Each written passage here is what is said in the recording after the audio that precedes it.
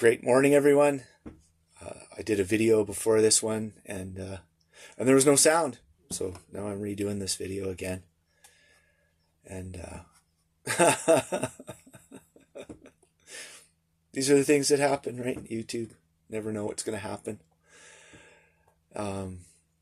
Sorry for the poor quality today of the video. It's a little early, and the sun's not in this motorhome quite right, and just not the best video day there could be.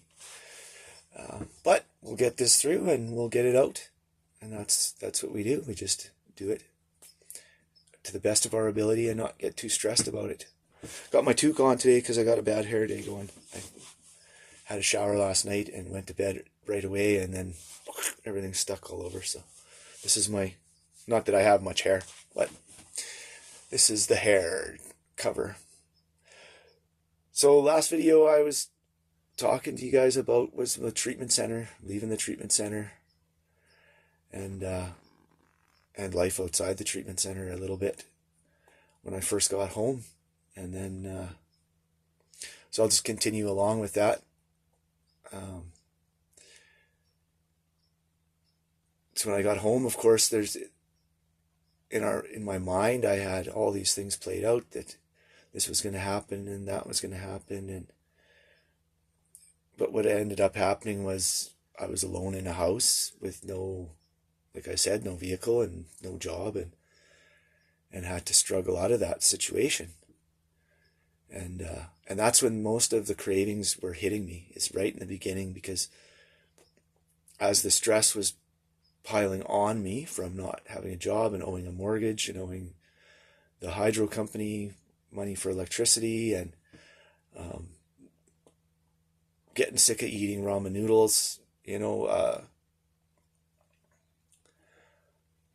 as a stress, that was my stress reliever. That was my way to deal with stress, was to drink, and to some extent use pot, like as a way to numb that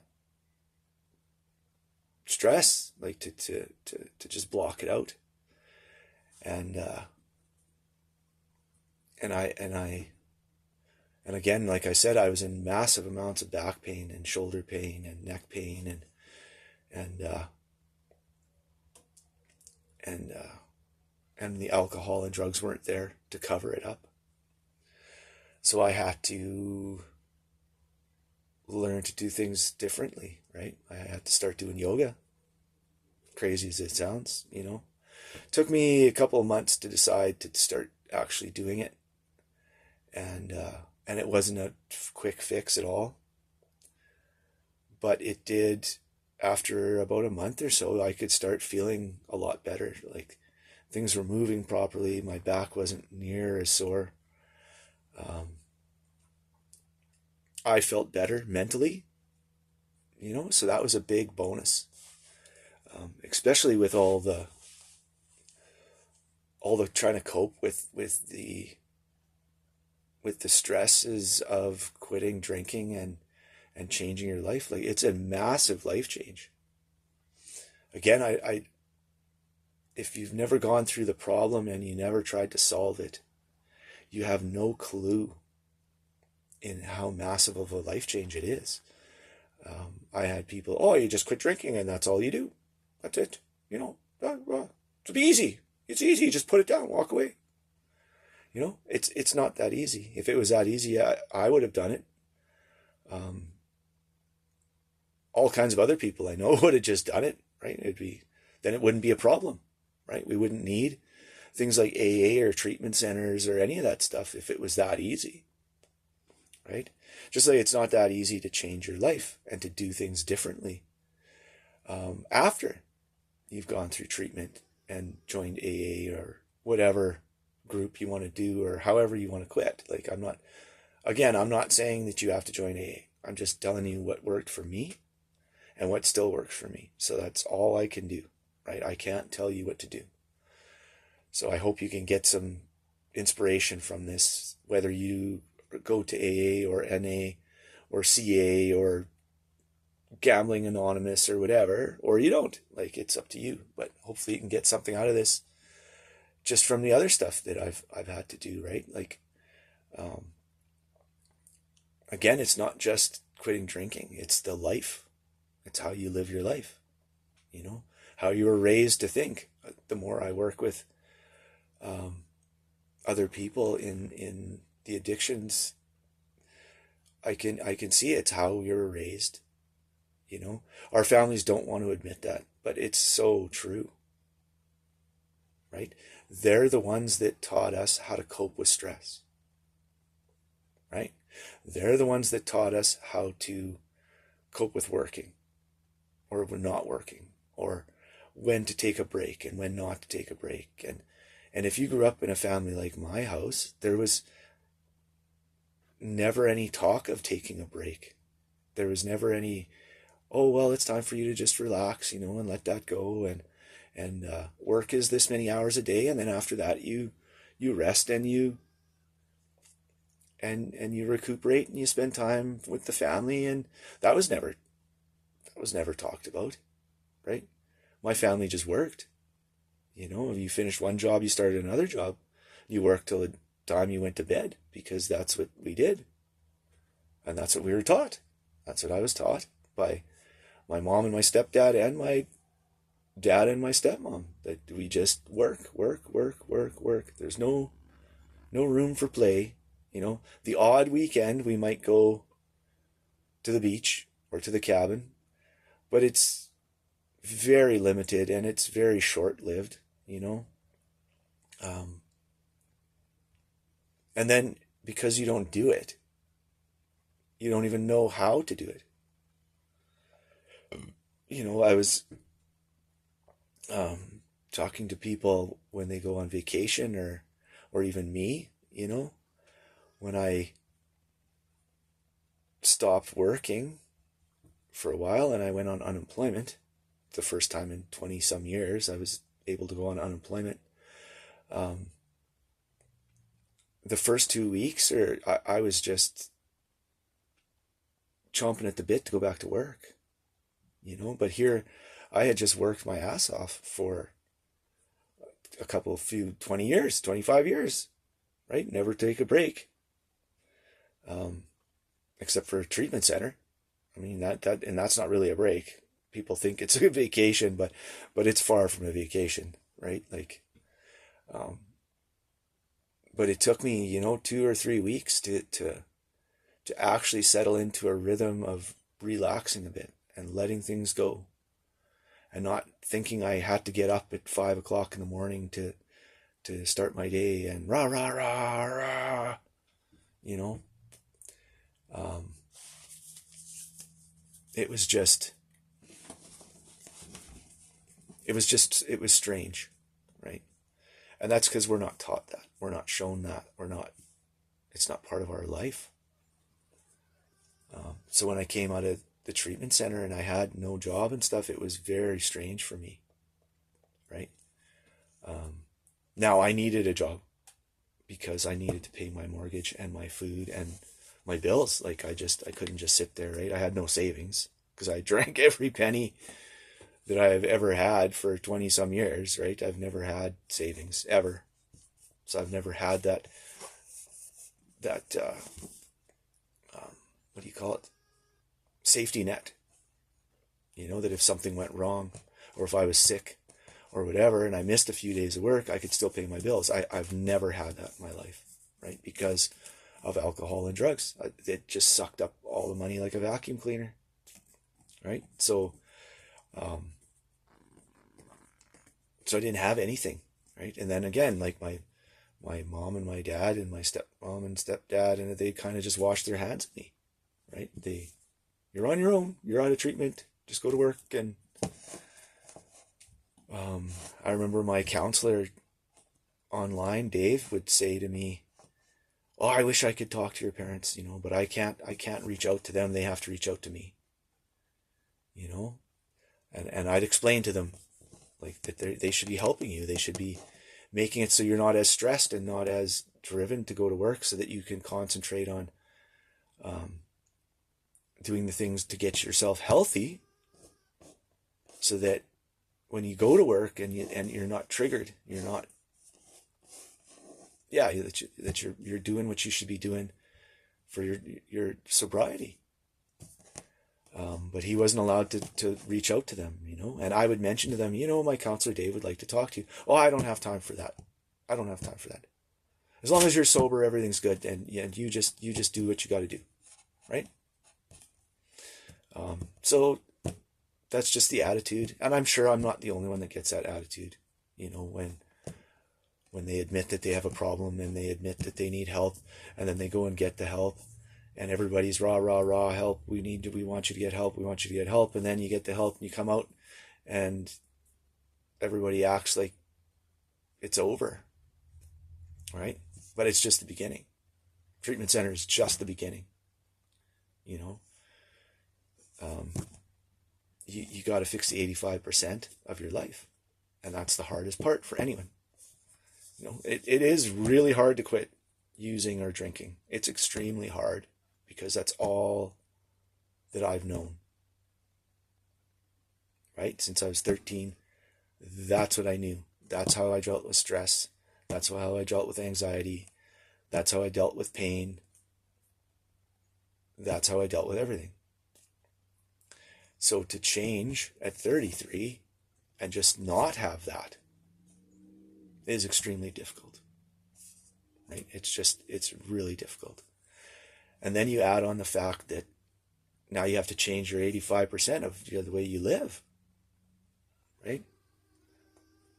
I don't think most people realize that, or I know most people don't realize that haven't gone through what I've gone through and what others have gone through with treatment and staying sober and straight afterwards, is they don't understand you have to change all that stuff, right? They just think, oh, you quit drinking, you're done. It's not that at all. You have to change the way you think about life and the way you react to life and all the stuff you do. It's crazy how much you have to change. It's really good, right? So I'm not going to make it out where you shouldn't be doing it. This is what you should be doing, because once you change the way you think about life and the way you act towards life and react towards life and the things you do for fun, right? Because when I was in the program, or when I was drinking and using, my fun was getting drunk and high, right? Going fishing, drunk and high. That's all it was. It was a drunk and high fishing trip, right? Like, I didn't fucking care about fishing. I just wanted to get drunk and high. And riding my bike or going for a walk or taking my canoe out. Like, all that was gone. Especially from 23 to 33. Like, the only thing I did for fun was go and get pissed drunk and high as a kite. That's all I did, right? Whether we went to the bar or to some party or sitting at home alone, that was the most of what I did in the very end, was just sit at home alone.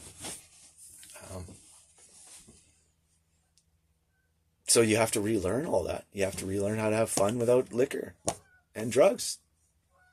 Like, and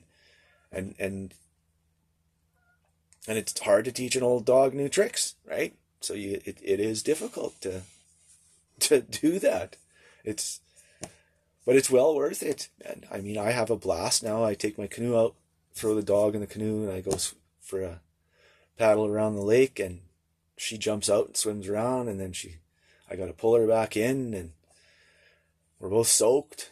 We just paddle around and have fun and check things out. And I'm back to, I really liked riding my bicycle. I used to ride all over the place when I was young.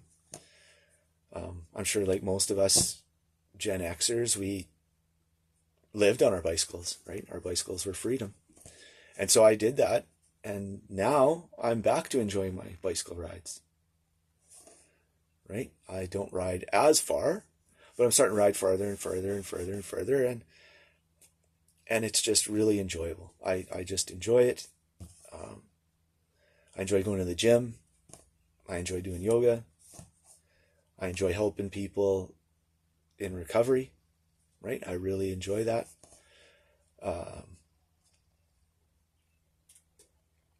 We took 10 months and cruise around in this old motorhome around British Columbia. First time again that I ever had unemployment in 20 some years. And I'm like, I'm going to take advantage of this situation. And we did that. We looked for jobs. Like, I was trying to find a decent job out there, one that I could like stay with for a few years, you know, and not just bounce around. Because as a carpenter, you bounce around a lot, you know. So I was really looking for a company that would like keep me on for a while. And everyone I talked to, it was just job by job, like this job, and if we like you, then maybe we'll send you to the next job. And I just didn't want to play that game, right? And that's a big reason I came back to Manitoba is I had really poor renters in my house. They burnt down my barn, burnt down a shed, almost burnt down the house with a grass fire. You know, thank God for the fire department. They put holes through the walls. They smashed everything in the fucking house. They were horrible renters. And again, it was addiction issues, massive addiction issues that caused that problem, right? But I wasn't here when it was rented out. My mom met them. She said they seemed nice. I checked their references. They seemed okay. Everybody was like, oh yeah, they work and they do this and they do. Well, that was all a lie. That was all a lie. It was all a lie. Even the guy's name that he applied with was a fake name that came back really good. There was no problems with it, but it wasn't really his name, right? If his name was, he was like the community drug dealer on the reserve, one of them out here, right? I didn't know that because I didn't spend any time out there. I don't know the drug dealers. I don't know who's doing what. And I was out in British Columbia, so I had to come back to deal with them. I had to evict them. And then I had to deal with the aftermath of cleaning. And it took me over a month to clean up after them. Right? Plus my barn was gone and my shed full of stuff. Bunch of 2 old vehicles I was going to start fixing up. An old 60s truck and an old Volkswagen car. And they melted them. Right? That's how hot they got. They melted. And the snowmobile is gone and like, just all kinds of tools and tires and the stuff to do my roof and just all this stuff. And of course they have no money because they're addicts, right? Drug dealers. He did give me $1,000, but that doesn't account for all the damage that was done. And there was no insurance on that stuff, right? There was, you know, so I came and dealt with them. And then my stepdad passed away in 2024. And so I had to come and deal with his house because my mom is just my mom. I'm not going to say anything bad because she's just my mom. And she doesn't know how to deal with anything. Right? She just kind of pushes it, blocks it out and go away. Right? So, I mean, she did clean up the house a bit, but when I got here, it was disgusting. And if she had cleaned it up as much as she said, then it was really bad. I did not know my stepdad was living like that. Like, that was horrible. And it's a wee little house. It's 360 square feet. So, I mean, it's a tiny home, right? But my stepdad paid it off and it's here, and I didn't want my mom to just throw it away. So I'm here to fix it up. And so that's what I'm doing. I'm living in it and fixing it up. And between the house and the motorhome is where I live. All winter we lived in the motorhome, and I'll be sleeping out in the motorhome a bit. And now my new renters that I have had in there for a year they haven't paid their rent this month yet. And so they've been late. Out of 10 months they've lived there, they've been late with their rent 8 times. So it's time for them to go. And they never contact me. You know, I can understand being late if you contact me, you know, and tell me, hey, you know, I can pay you this much now and this much later, or whatever, right? I'm pretty easygoing. Like, I've let them slide now, 8 days, you know, and I finally messaged them and said, okay, you got to pay today. Like, you got to pay me today or you're done. By the end of the month, you're out. Like, this is not a responsible way to do things, right? And they're adults. They're not, you know, they're in their 30s or so. they should know. They should know better. Yeah, yeah, they should know better. So I'm gonna quit complaining about that. Yeah. So yeah, they should know better. Try that again. I've paused it now twice, trying to move the vehicle for the wife, and so. Unfortunately for my new renters, I think addiction issues are there too, right? Like they tried to hide it, but been there a few times, found beer cans here and there, and they're just so unreliable that it just reminds me of me, right? I was pretty unreliable.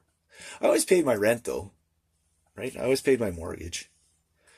I did everything. I'd do whatever I had to pay that, because I was always taught that was the most important thing, right? Now I know your health is the most important thing, right? Everyone else can go fuck themselves. You being healthy is the most important thing in your life, and it's the most important thing in my life. So I will, of course, do everything in my power to pay my bills. But if it's going to cause me so much stress that I'm going to go back drinking and I'm going to be using, then I probably can't do that, right? I can't do that. I don't see that ever happening, of course, but it's just I have to put my my health, my sobriety has to be the very first thing, right? And that's something that the girlfriend doesn't understand. When I say that, she gets very upset. And I think a lot of people do, that that my sobriety comes first before anything. Before them, before my job, before the rent, before the mortgage, before anything else. My sobriety comes first. The very most important thing in my life. Because if I don't have it, then I don't have anything else, right? The relationship I have with my girlfriend wouldn't be... I didn't have relationships when I was using. My relationship was alcohol and drugs. That's who I was married to. That's who I was in love with. That's where all of my heart and soul went. So if they're back in my life, then she won't be in my life, right? It's the same thing with the job. The job is there, and I'm making decent money now because I don't drink or smoke weed. Plain and simple. If I start drinking and smoking weed again, then I will not have the job that I have. And I'm self-employed, so I would have the job. But what I mean by that is I wouldn't have the customers I have. I wouldn't have the quality of work that I have. I wouldn't have the name that when I say I'm going to be there, I'm there. I'm there on time or ahead or early, and I do what I say that I'm going to do for my customer.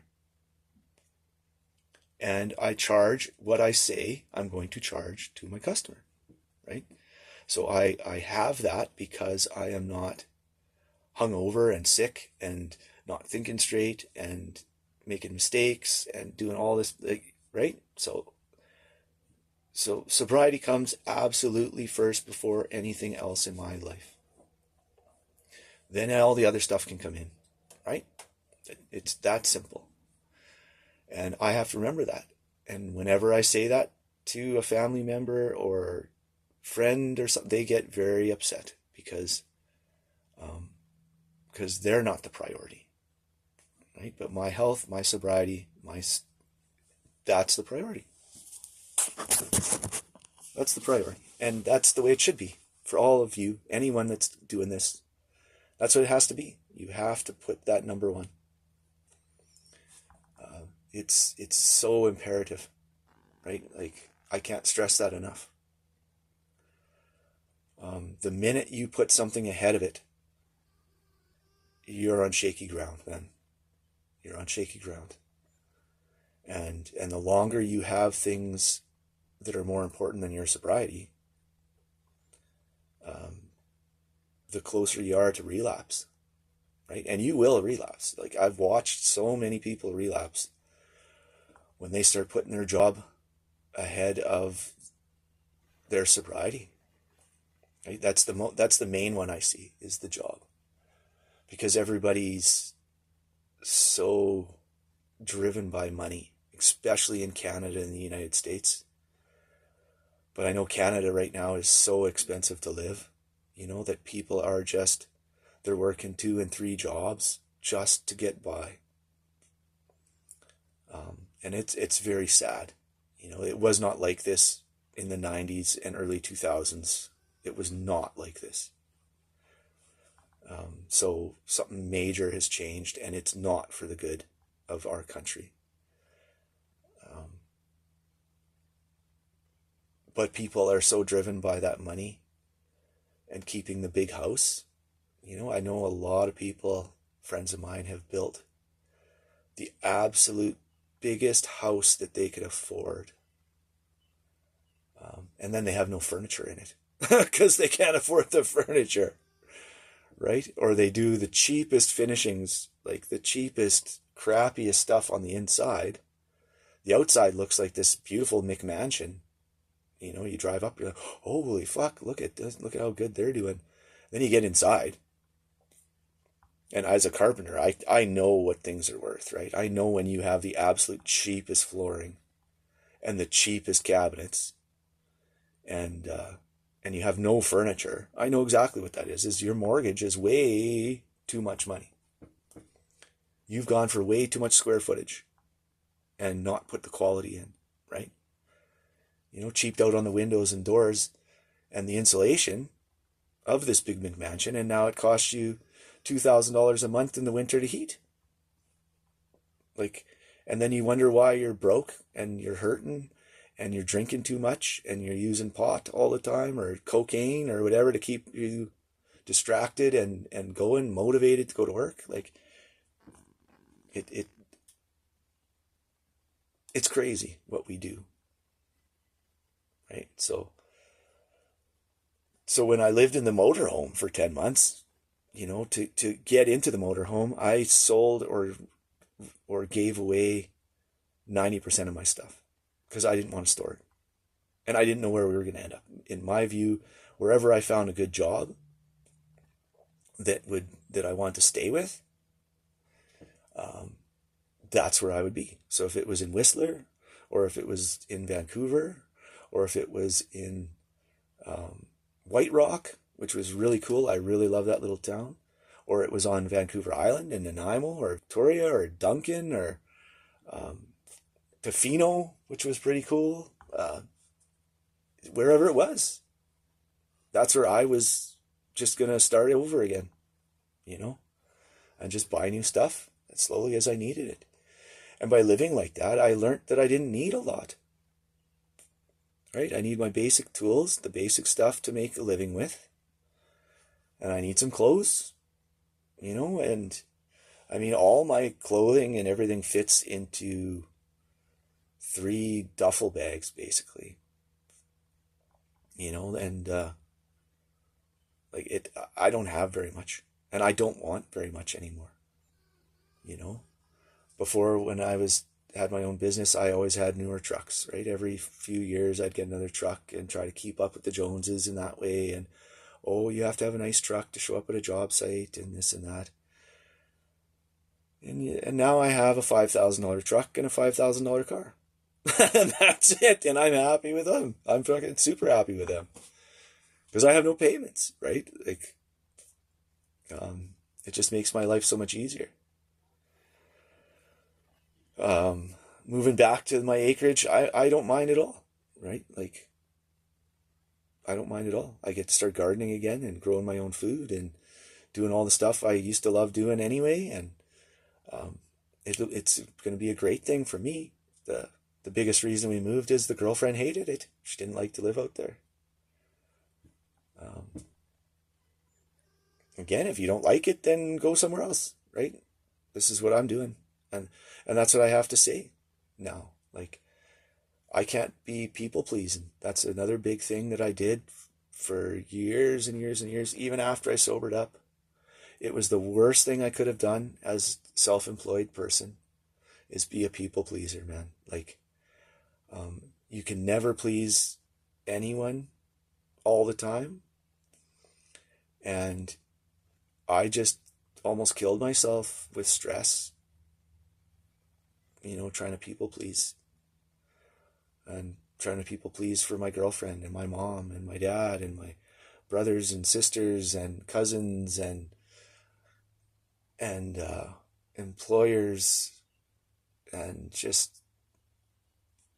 it got me nowhere, right? Like, it really got me nowhere. All it got me was very stressed, very hurt, and very drunk.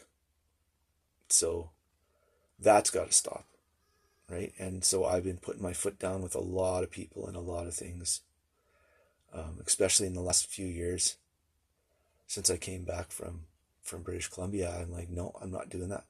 I don't care what you say, I'm not doing that. I quit a job, a decent paying job, because they're trying to make me do unsafe things. And I'm like, I'm not doing that. Not going to happen. Years ago, I would have done it just to make them happy and to keep the job. And now I'm like, no. There is no way I'm climbing up in those rafters without being able to tie off with a safety harness properly. Not just half-assed, like you want me to do, properly. And if you can't afford, with what you're charging to build this house, if you can't afford a proper lift and a proper zoom boom and stuff so that we can do this safely, then there's something seriously wrong, right? Because I know how much you're charging. You told me how much you're charging. And I know how much I'm making. So there's a big discrepancy in there somewhere where you can afford to get the right stuff to do the job, and thankfully I learned that in British Columbia. I learned that. I had some really good supervisors there that said, hey, the companies can afford. They can afford it. They're just being cheap. So you tell them they either afford it or you just don't go to work. It's that simple. And then, so that's what I do. And that's what I'm sticking with now.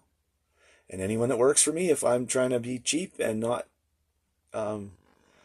give you the proper safety gear, then quit on me. Don't let me get away with it, right? Just like everyone else. No. So we're out of the alcoholic topic and more into just life issues, but it's the changing of the way you think,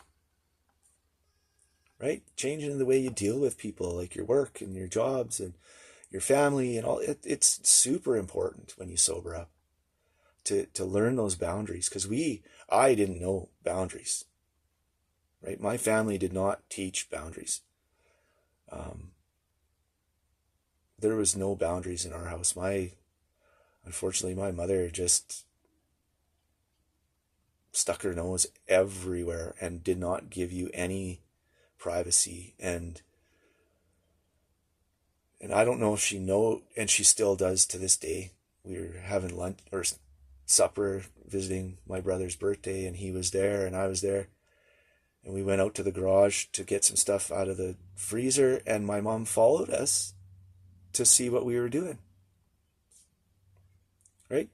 I'm 51 years old and he's 44 years old. And she's still following us around to make sure we're not doing anything bad.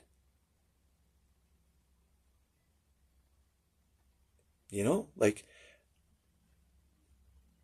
it's crazy how our families are.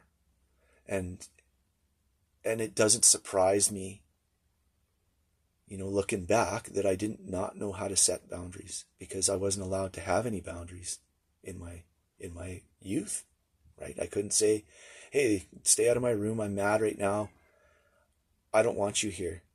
The minute I would say that, or anything like that, my mom would be through that door and trying to force herself into my life.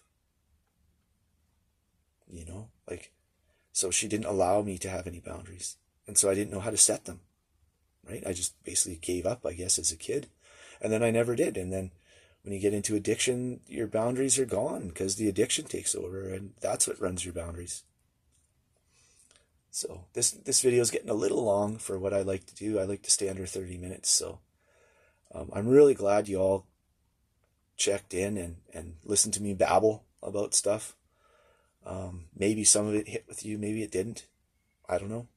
You know, if you wouldn't mind subscribing and liking and subscribing and helping my channel grow, if I'm saying things that help, please do. You know, leave comments underneath, especially because this is a new channel and I might get 2 or 3 people watching. If I'm lucky, you know, I'll respond to your comments because I don't have very many, and you guys can ask me to talk about anything in my life, right? If I can relate with what you're needing to hear, you know, of course I'll talk about whatever. And with that, you know, I'll see you guys tomorrow, right? Have a great day. I know I will.